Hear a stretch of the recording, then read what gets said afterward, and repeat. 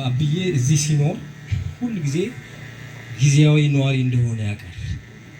ጊዜያዊ ነዋሪ መቼ እንደሚሄድ አያውቅም፣ ግን ሁሉ ጊዜ እንግዳ እንደሆነ ነው የሚያውቀው። መጽሐፍ ቅዱስም እንደዛ አይደለም የሚነግረን?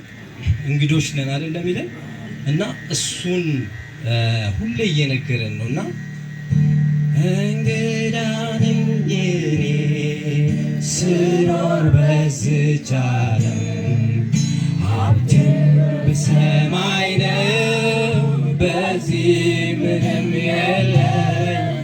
መላእክት ይጠሩኛል ከሰማይ በር ከፍተው ከእንግዲህ ዓለም ፍጹም ቤት አይደለም።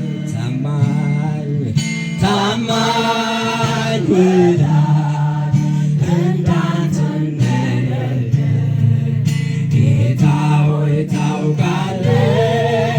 እኔን የሚያጽናናኝ መላእክት ይጠሩኛል ከሰማይ በር ከፍተው እንግዲህ ዓለም ፍጹም ቤት አይደለም። ይህንን እያለ በጣም ሁሌ ወደሚናፍቀው ወደሚወደው አባታችን ሄዷል። እኛም እንሄዳለን። እግዚአብሔር ይባረክ። መድኃኒቴ ብዙ ነው። እሱ የዘመረው አለ።